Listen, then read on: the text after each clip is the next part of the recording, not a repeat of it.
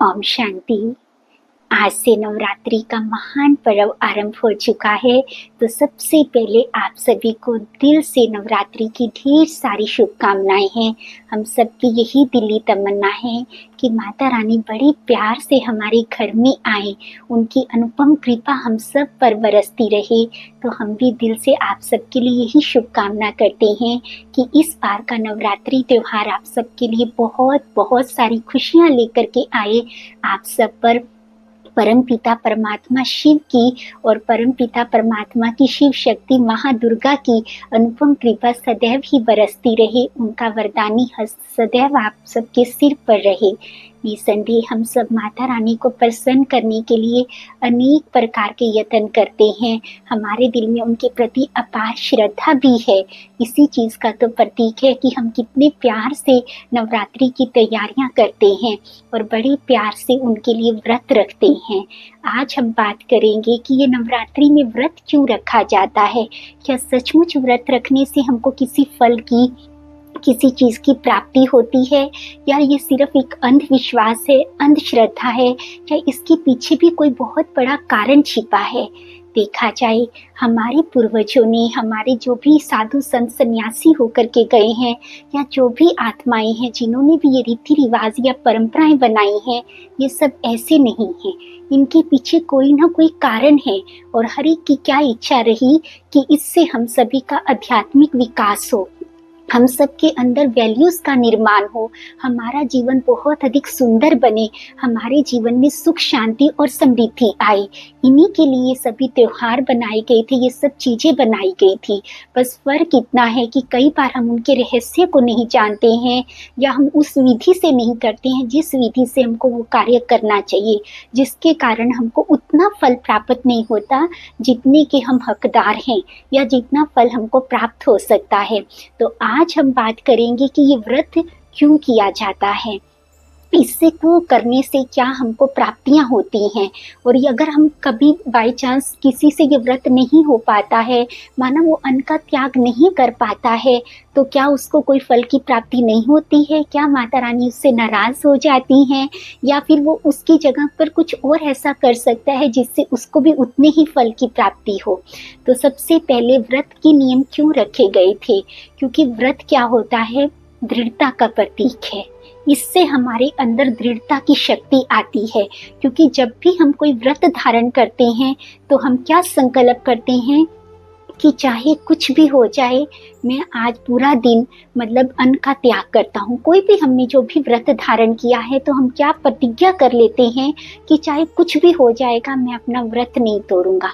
तो इससे हमारे अंदर एक सबसे पहले शक्ति का विकास होता है, एक गुण का विकास होता है, और वो गुण और शक्ति है दृढ़ता।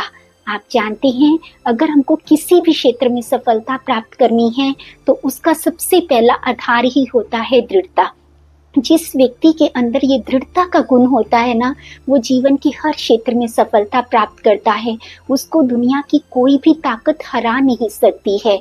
तो सबसे पहले उन सभी जो भी बड़ों ने ये रीति रिवाज परंपराएं बनाई, क्योंकि माता पिता हैं, वो माता रानी हैं, चाहे वो शिव परम पिता परमात्मा हैं, दोनों हमारे माता पिता हैं। दोनों क्या चाहते हैं कि मेरे बच्चों का जीवन बहुत अधिक सुंदर हो, तो वो हमारे अंदर वैल्यूज का, गुणों का निर्माण करना चाहते हैं। तो इसी के लिए ये व्रत बनाया गया था, ताकि हमारे अंदर एक दृढ़ता का गुण का विकास हो। दूसरा, हमारे ऊपर कंट्रोलिंग पावर आए। ऐसा नहीं है कि जो मर्जी कर्मेंद्रियां अपना कार्य कर रही हैं, परंतु जब हम कोई व्रत रखते हैं तो इससे हमको हमारी कर्मेंद्रियों पर नियंत्रण रखने में बहुत अधिक मदद मिलती है। ये तो हम सभी ने आजमाया है ना, कि जब हम व्रत रखते हैं तो हम क्या नियम धारण कर लेते हैं। कोई ऐसे रखता है कि मैं पूरा दिन फलाहारी करूंगा, कोई तो निर्जल भी व्रत रखते हैं, और कोई कोई क्या कहते हैं कि अगर मतलब मैं एक टाइम भोजन करूंगा लेकिन मैं सात्विक भोजन करूंगा।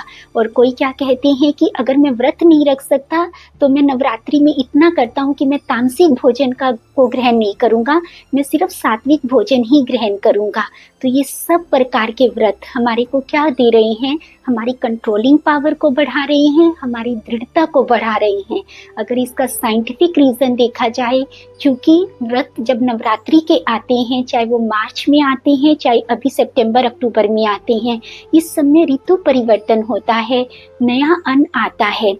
उस समय गेहूं आती है और इस समय चावल आते हैं।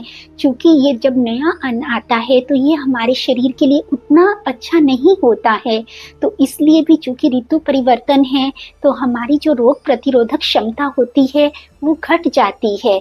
जबकि हम व्रत रख लेंगे, हम इनका त्याग कर देंगे तो इससे हमारी फिर से रोग प्रतिरोधक क्षमता बढ़ती है। व्रत रखने से हमारी बॉडी डिटॉक्स होती है, जिससे हमारा शरीर स्वस्थ रहता है। इसमें गरबा डांस भी करते हैं। अगर आप गरबा डांस को ध्यान से देखा जाए तो उससे हमारे शरीर की कितनी सुंदर एक्सरसाइज होती है। हमारा पूरा ही शरीर, हमारे पूरे बॉडी पार्ट्स मूव करते हैं। इससे क्या हो गया, इससे एक तो हमारा शरीर स्वस्थ रहता है, दूसरा हम एक दूसरे के साथ रास मिलाना, माना एक दूसरे के साथ मिलकर के चलना भी सीखते हैं। तो जो भी रीति रिवाज परंपराएं बनाई गई हैं, हमको उनको करना चाहिए। करना कोई गलत बात नहीं है, क्योंकि वो सब हमारे ही फायदे के लिए बनाई गई हैं। इससे कभी भी किसी का नुकसान नहीं होता है। जो हम चीज़ का त्याग करें और बदले में हमको कोई प्राप्ति ना हो, ये तो सृष्टि का नियम ही नहीं है। अगर भले आप इस दिन अन्न का त्याग कर रहे हैं, भले आप तामसिक भोजन का भी सिर्फ त्याग कर रहे हैं, तो भी आपको फल की अवश्य प्राप्ति होगी, क्योंकि इससे आपके अंदर कंट्रोलिंग पावर, दृढ़ता के गुण का विकास होगा। और दूसरा क्या हो जाएगा कि क्योंकि जैसा अन्न होता है वैसा मन बनता है, और मन के अंदर क्या आती है, पावर आती है। तो जब हम शुद्ध सात्विक भोजन ग्रहण करते हैं तो हमारा मन बहुत शक्तिशाली हो जाता है, हमारा मन शांत रहता है। कभी आपने नोट किया कि जब नवरात्रि के दिन आते हैं, जब हम घर में सात्विक भोजन ही बनाते हैं, उन दिनों में हम प्याज लहसुन तक का भी इस्तेमाल नहीं करते हैं, क्योंकि हम क्या कहते हैं, वो तो हमारी वैष्णो माँ है, हमको तो आज पूरा दिन वैष्णव भोजन ही करना है। बहुत सारे घर परिवार ऐसे होते हैं जब नवरात्रियों के दिनों में उन घरों में अगर प्याज लहसुन रखा भी हुआ है तो वो तुरंत बाहर निकाल देते हैं, पूरे घर की सफाई करते हैं ताकि हमारे घर में माता रानी का आगमन हो। कभी हमने सोचा है क्या हमको सिर्फ 9 ही दिन माता रानी का अपने घर में निमंत्रण चाहिए, अपने घर में आगमन चाहिए? क्या हम हमेशा के लिए नहीं चाहते हैं? तो क्या हम हमेशा के लिए अपने घर से इन चीज़ों को विदाई नहीं दे सकते हैं? क्या सदा काल के लिए हम अपने घर को सुंदर सात्विक मंदिर जैसा नहीं बना सकते हैं? क्योंकि मंदिर वही घर बनता है, उसी घर का वातावरण सुंदर और सात्विक होता है जिस घर में भंडारे में सात्विक भोजन बनता है। क्योंकि ये अन्न ही हम सबके मन का निर्माण करता है, और जैसा हमारा मन, जैसी हमारी सोच होती है, वैसा ही हमारे आसपास का वातावरण बनता है, वैसी ही हमारी सृष्टि बनती है, हम सबका भाग्य बनता है। अगर आप सचमुच चाहते हैं कि हमारे घर में देवी माँ का निमंत्रण हो, हमारे को हमारे द्वारा किए गए हर व्रत का फल मिले, हमारे घर में सुख शांति समृद्धि बनी रहे, आपस में सबका बेहद प्यार हो, तो इस व्रत को आजीवन धारण कर लीजिए कि मेरे घर में सदैव सात्विक भोजन ही बनेगा, मेरे घर में किसी भी तामसिक भोजन का निमंत्रण हो ही नहीं सकता है, क्योंकि मुझे अपने घर को मंदिर बनाना है और अपने घर में परम पिता परमात्मा शिव और उनकी शिव शक्ति माँ दुर्गा को सदैव निवास कराना है। सिर्फ 9 दिनों के लिए नहीं तो सचमुच हो जाएगा। इसीलिए हमें परम पिता परमात्मा समझाते हैं, बच्चे आप व्रत धारण करो आजीवन भर का।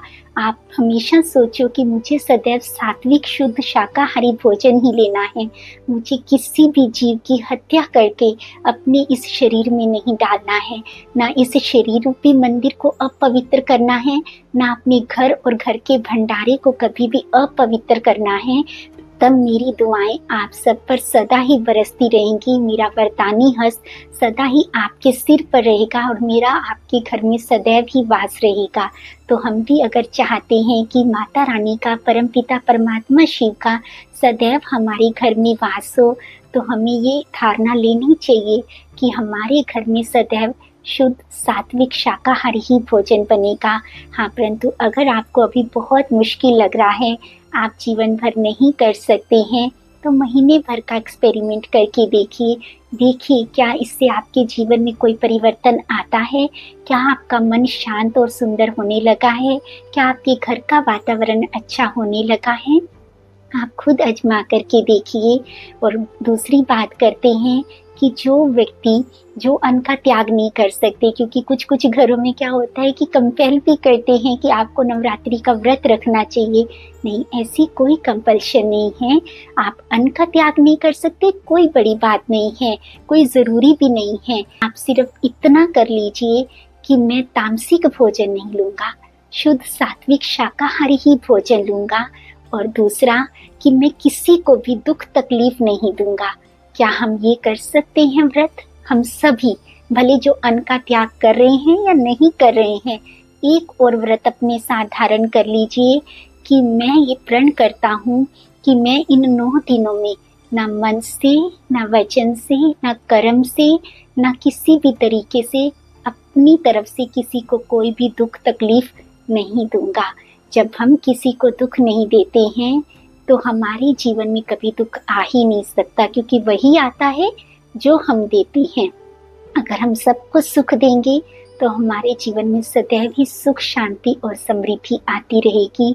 आप सबकी ये नवरात्रियां बहुत सुंदर जाएं। आपके ऊपर माता रानी की अनुपम कृपा सदैव बरसती रहे। परम पिता परमात्मा शिव की छत्र छाया में आप सदैव सुरक्षित रहें। इसी शुभ भावना और कामना के साथ ओम शांति।